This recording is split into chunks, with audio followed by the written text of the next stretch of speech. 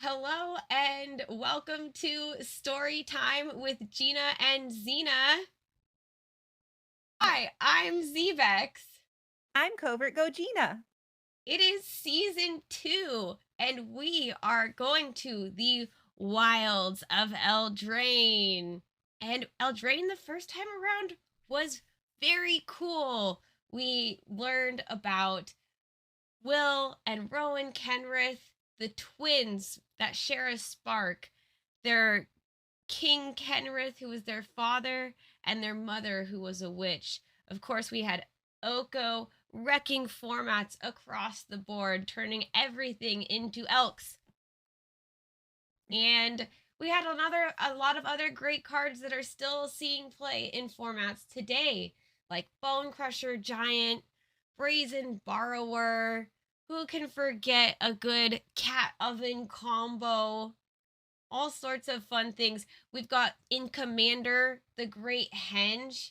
Everyone loves playing that. If you've got a favorite card from Eldraine, comment it below. And hopefully, one of the art cards that we're covering in one of the stories will be a new breakout hit. Well, I'm partial to the Great Henge. In my opinion, it is the greatest henge. That's a place I'd like to visit one day. When we last left off our season 1 with Phyrexia, we are now seeing Eldraine and the remains of the Phyrexian battles. They chose a really unique way to end the war where they were, but it's had a lot of lasting effects on their world. So we're going to get to explore that. And with that, we are going to be taking a look at Wilds of Eldraine Episode 1, Pure of Heart by K. Arsenault Rivera. Gina, where are we at? Eldraine was home to a good king and good queen.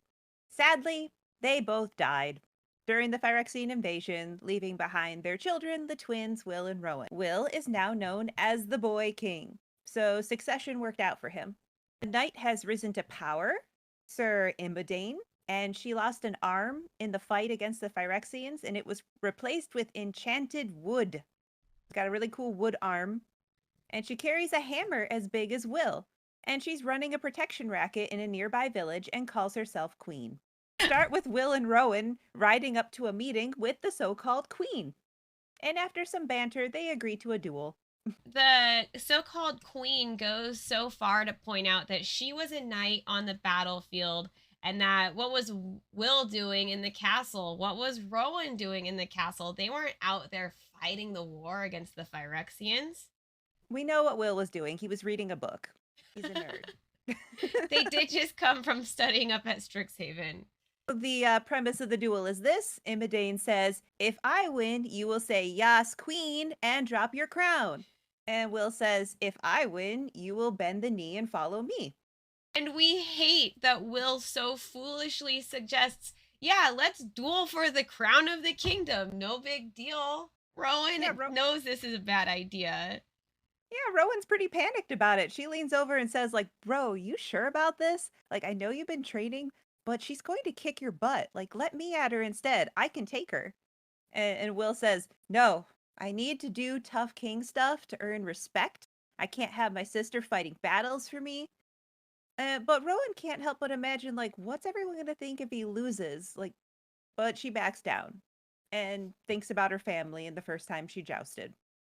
Yep, she's ready to let Will take this one on his own. Like you said, he's been training, so she's got to let him get rid of that Boy King nickname. So the duel begins, and Will starts things off by making a skating pond. And Imbadane does a comical Bambi on ice fall. Everybody laughs. Imbadane recovers and swings her big hammer at Will, and he avoids it but falls. And Rowan gets super anxious on the sidelines and doesn't think Will will recover in time. So she kind of lets her feelings go loose and shoots a lightning bolt out of her fingertips, and it is so strong. It cuts a massive rift into the side of a mountain, which history will later call Stormcutter Mountain. Everyone is horrified and afraid. The knight runs away. Will is disappointed in Rowan for not believing in him. This was a super Smash Bros moment. We have Will using the ice effect instantly, the queen slipping and falling humorously. Her rebels even laugh at her, and she's not going to be made a fool, made of mockery in this scenario. It's almost like, I don't know, if there was some lightning power up ability where you can just crack and have like a, not the hammer because that's her weapon, but yeah, I don't even think Rowan knows what's happening, what's taking over her. The lightning inside of her. Yeah, she just kind of feels stuff and goes with it. So we briefly follow Imodine, who runs until she finds herself in a magical, glittering throne room. She falls to her knees, and the golden eyes of a Fey Lord emerge from the darkness and tell her she was summoned and asks if the would-be queen is pure of heart. And that's all we get for that little blip where she's transported. Is she pure of heart? We don't even get a response. She's like, I've got an arm made of wood. What does that get me? It's magical. Let's cut away to a remote village known for sheep. Well, not just sheep. This village, Orangeshire, seems to have quite the fine wool. Well, because they take really good care of the sheep. Is this becoming a game of Catan? Maybe. So we get to meet a 16-year-old boy named Kellen who dreams of being a hero and going on adventures. But for now, he's coming home after being picked on by the neighborhood kids. His mom goes full mom on him and interrogates him while cleaning his face, and his stepdad helps. And Kellen tries to downplay what happened. It's no big deal. The kids just threw nails at me and laughed and jeered and said, you never belonged here, half-blood. Finally admits, well, they think the slumber is my fault, and asked if it was true that my real dad was a fairy. We're left with this question. Okay, Kellen, this curious boy, is he part fairy? What is this little clue we're getting here? And at this point, we should explain that the Wicked Slumber is the name of a curse that's fallen over the land, and it helped end the Phyrexian invasion, but it spread to many others that were not Phyrexian, all the normal folk. And nobody really knows how it spreads, just that it seems really contagious, and no one can wake the dreamers, not even true love's kiss. A sleeping slumber, classic fairy tale woe. After Kellen drops the bomb about whether or not his dad's a fairy, everyone's kind of quiet for a moment, but then stepdad says, "It doesn't matter what they say, son. All that matters is who you are, not where you're from. And who you are is our boy." And so they all have a sweet moment where they're basically like, "No, you're our kid." And then we're on to Castle Ardenvale. Yay! Castle Ardenvale is in ruins, so they're actually set up at Castle Vantress. Your princess is in another castle. Owen has been standing and waiting for Will to notice she is in the room for the last 15 minutes after being announced and clearing her throat. He's buried in very interesting paperwork. Will, we're leaving. You haven't slept in 2 days. People are going to hear what happened at the cliffs. And Will's like, yeah, they already have. Look at these letters. Here's a letter that says, a coward cannot be High King of Eldraine. Your sister's unhinged. You really should have trusted me. Rowan just closes her eyes and says, you'd be dead if I hadn't interfered. And by the way, you aren't the real High King of Eldraine. You didn't go on the high quest. You're supposed to earn it. And that clearly bothers her. Bother Will. He's like, nah, that's a technicality. The realm needs a High King. I'm just going to be High King. And you know what? I had a plan. You should just trust me when I have a plan. Owen wants to leave this place and use their spark to investigate the Wicked Slumber and save the realm with a magical solution. Will wants to stay here and do High King stuff. So Rowan tries to force it by closing her eyes and concentrating on planeswalking. And she sees a vision of her father's last battle and her stepmother and siblings running away. It's very emotional and sad, and she can't feel their spark at all. So frustrated, she leaves Will behind and takes off on foot. I think this is the first time she figures out that their spark is gone. I think so too. She can't feel it anymore.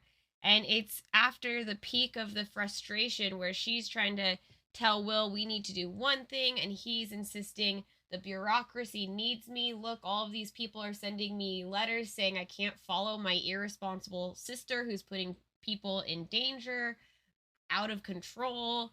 And it tears them apart, and you can sense the spark absent in her, almost like the way it was in Nahiri. It's like he wants to unite the land under the political platform of just like, hey, I'm all about unity. Let's just do it. But we go back to Kellen, who is racing up a hill during a new moon with his family sheepdog Hex, which is a great name for a witchy sheepdog. And when he reaches the old willow tree at the top, he sees a magical archway. And he knows from stories this is an invitation to speak to one of the high fairies. So before Mom can do anything about it, he jumps through the archway because a hero never hesitates. This is really telling because leading up to this moment, he describes how Mom always takes him here and tells him stories, and she keeps repeating certain ones as if she's trying to clue him in about things. And he's like, oh, yeah, I'm going to go through before Mom gets here so she can't stop me. And this is just the first of many young things our nice Kellen character does. He's just a kid, wants to be a hero. He's gonna figure it out. Just figure it out. He sees a magical staircase and a throne with a beautiful figure seated upon it who asks, tell me, brave hero, are you true of heart? Hey, didn't we hear this earlier? We did indeed. Kellen says, I don't know, but I'd like to be. The figure's a little bit disappointed with the wishy-washy answer and asks, but are you truly your father's son? You know, like you got your butt kicked in the bully battle and you didn't give it back twice as hard. And Kellen gets excited. Oh, so it's true. I'm half Fae. Do you know my dad? And the figure reveals themselves to be Lord Talion, who has a deal for Kellen. If Kellen provides a service, he will get all the answers he wants about his dad. So Kellen's like, I'm totally in. So Lord Talion says, witches 3 have this land slumber plagued. Agatha the hungry lays in wait near her great cauldron in search of heroes to eat. Cruel Hilda has taken winter's crown for her own. Wherever there are lovers and lords, you shall find the beguiling Ariette. Whosoever is brave enough to defeat them shall break the curse upon the realm, and for that service earn a boon from my ever full treasury. I had to keep all of that because it was very epic fairy tale speak. The Fae have that certain way about them. Everything about the throne that they're on, it's silver grass. There's trees around them with gems of jewels, and then the eloquent speaking just transports you to this Fae fantasy realm. Kellen's palms get sweaty because he's never done a quest before. He's always dreamed about being a hero. He really wants to know more about his father and to be more like him, so to find the truth, he agrees and takes the call to adventure. That's the end of the first episode. And a hero is born, or so we might see. What was your favorite part of this episode? My favorite part was when Kellen, I just can't get over his naivety. I love it. There's something about it because we're in a fairy tale universe. There's something childlike and explorative about him. He's he says the bravest thing he's ever done is go through the archway. I think it's just ironic that what he's taking as bravery, others might look at as foolishness. I don't know if that maybe prefaces some of what's to come in our next stories, but I loved that. What did you like best about this episode? My favorite quote is when Rowan finally lets loose. It says, to name what leaves her fingertips a bolt of lightning is to name a cauldron a thimble. The heavens themselves tremble at the sight. Dark clouds recede to allow the king of elements its regal charge. By the time the thundercrack brings them all to their knees, it has been a full 5 seconds. Only when the dust settles does she realize what she's done. Did you have a favorite photo? Though my favorite moment was Rowan letting loose, my favorite photo is the last one of Kellen getting to see the magical staircase and the Fey Lord because his face is just so full of wonder and excitement and looking forward to what happens next. And it's a very nice way to kind of begin this arc of story. It's funny because even though my favorite moment was about Kellen and off on his adventure, my favorite photo was your favorite quote with Rowan and the lightning. And I just love seeing that explosion of character. And I think we're starting to see the beginning of two different origin stories. We have both Rowan, who is, we've known her a little bit before, but she's becoming not of a twin. She's kind of going out on her own. And Kellen's also going out on his own, but in a very different way. Yeah, they're both achieving separation from their families and trying to figure out who they actually are outside of their home and their home life. Thank you to all of you who are subscribed to us on YouTube. And you can also listen to Storytime with Gina and Zena on any podcast app where you can find your favorite podcasts. Now we are on to episode 2.